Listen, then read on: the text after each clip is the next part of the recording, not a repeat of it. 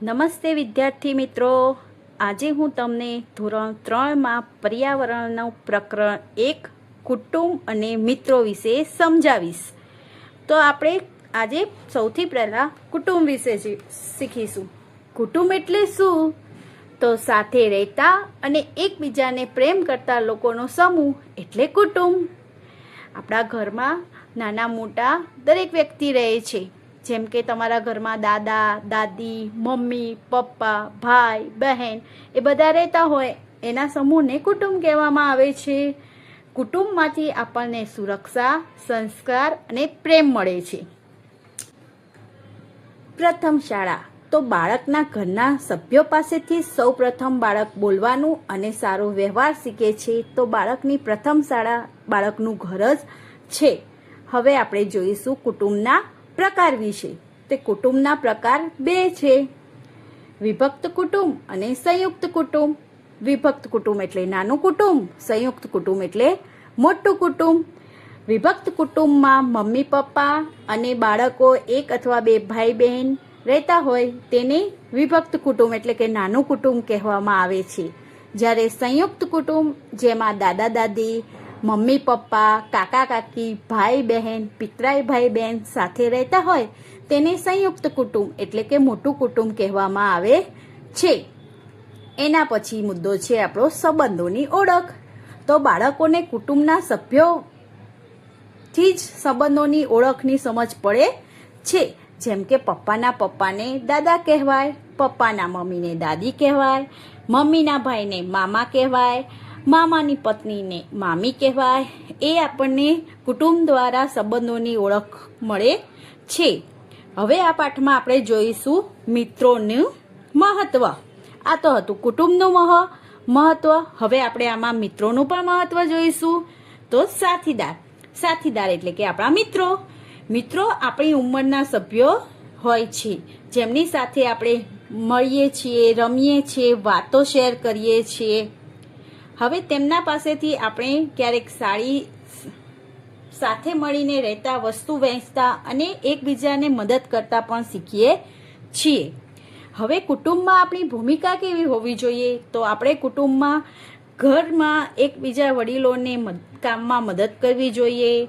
જેમ કે ફૂલ છોડને પાણી પાવવું જોઈએ, ઘર સાફ કરાવવામાં મદદ કરવી જોઈએ, મમ્મી અથવા પપ્પાને નાના મોટા કામમાં મદદ કરવી જોઈએ, વડીલોને ઘરમાં માન આપવું જોઈએ, તેમની સાથે વાતો કરવી જોઈએ. આ તો શીખ્યા આપણે કુટુંબ વિશે કે કુટુંબમાંથી આપણને સમૂહ ભાવના, પરસ્પર મદદરૂપ થવાની ભાવના, વડીલોને આદર અને માન આપવાનું શીખવા મળે છે. હવે જોઈશું મિત્રો વિશે. મિત્રો એટલે કે સાથીદાર. મિત્રો આપણી ઉંમરના સભ્યો હોય છે, જેમની સાથે આપણે રમીએ છીએ અને વાતો શેર કરીએ છીએ. મિત્ર આપણને સાથે મળીને રહેતા, વસ્તુ વહેંચતા અને એકબીજાને મદદ કરતા શીખવે છે. હવે જોઈશું આપણે કુટુંબમાં આપણી ભૂમિકા. તો કુટુંબમાં આપણી ભૂમિકા શું હોવી જોઈએ? તો ઘરના વડીલોને નાના મોટા કામમાં મદદ કરવી જોઈએ. જેમ કે ફૂલ છોડને પાણી પાવવું, મમ્મી પપ્પાના નાના મોટા કામમાં મદદ કરવી, વડીલોને માન આપવું અને તેમની સાથે વાતો કરવી. હવે જોઈશું આપણે પ્રકરણ 1માં આગળ. સાથે મળીને રમીએ. નમસ્તે, મારા ઘરે તમારું સ્વાગત છે. મારું નામ છે બેલા. મારે 2 ભાઈઓ છે, મોટો ભાઈ બંકુ અને નાનો ભાઈ બીસુ. અમને સાથે મળીને બહાર સંતાકૂકડી રમવાની મજા આવે છે. શું તમે જાણો છો કે સંતાકૂકડી કેવી રીતે રમી શકાય? તો હા, આપણે દરેક વિદ્યાર્થી મિત્રો જાણે છે કે આપણે સંતાકૂકડી કેવી રીતે રમીએ છીએ.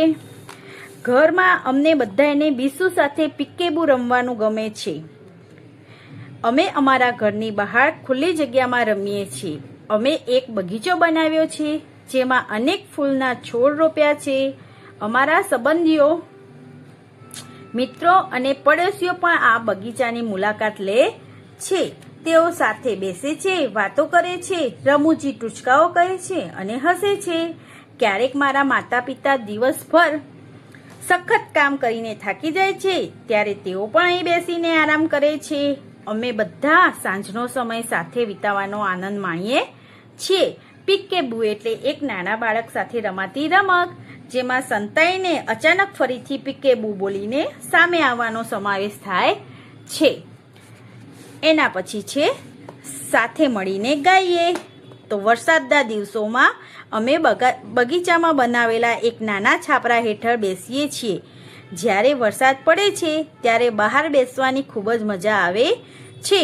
અમે અંતાક્ષરી અને સાપસીડી જેવી રમતો રમીએ છીએ. મારી માતા અને દાદી, જેમને અમે દાદીમાં કહીએ છીએ, તેઓ વરસાદ દરમિયાન ગરમા ગરમ ભજીયા બનાવે છે અને ચા બનાવે છે. દાદા દાદી સહિત અમે બધા સાથે મળીને ભજીયાનો આનંદ માણીએ છીએ. ઘણીવાર દાદીમાં વરસાદ વિશે ગીતો પણ ગાય છે. તેમણે અમને કેટલાક ગીતો શીખવ્યા છે, તેથી અમે પણ ગીતો ગાવામાં જોડાઈએ છીએ. હવે અહીંયા એક સુંદર મજાનું સરસ વરસાદનું ગીત આપેલું છે. શું બાળકો તમે વરસાદ વિશે એક ગીત ગાવાનું પસંદ કરશો? તો ચોક્કસ યાદ કરીને ગાજો. ચલો એના પછી છે ચર્ચા કરો કે બેલાના કુટુંબમાં સભ્યોમાં કોણ કોણ છે. તો આગળ આપણે જોયું કે બેલાના કુટુંબના સભ્યોમાં દાદા દાદી, મમ્મી પપ્પા, મોટો ભાઈ બંકુ, નાનો ભાઈ બીશુ અને તેનો પાળેલો કૂતરો શીરુ પણ છે. જ્યારે વરસાદ આવે છે ત્યારે તમે અને તમારા કુટુંબના સભ્યો શું કરો છો? તો જ્યારે વરસાદ આવે છે ત્યારે અમે અને અમારા કુટુંબના સભ્યો વરસાદનો આનંદ માણીએ છીએ. હું વરસાદમાં નાહવા જાઉં છું, કાગળની હોડીને પાણીમાં તરાવું છું, દાદા દાદી અને મમ્મી પપ્પા જોડે બેસીને વરસાદની વાતો સાંભળું છું. મારા મમ્મી અને દાદી ચા અને ભજીયા બનાવે છે. સૌ સાથે બેસીને ખાઈ પીને આનંદ માણીએ છીએ. શું તમે વરસાદ વિશે વિચારીને વર્ગમાં કે તમારા મિત્રો સાથે તેને ગાઈ શકો છો? તો ચાલો આપણે એક સરસ મજાનું વરસાદ વિશે ગીત તૈયારી કરીશું. પછી મળીશું નેક્સ્ટ વિડીયોમાં. બાય.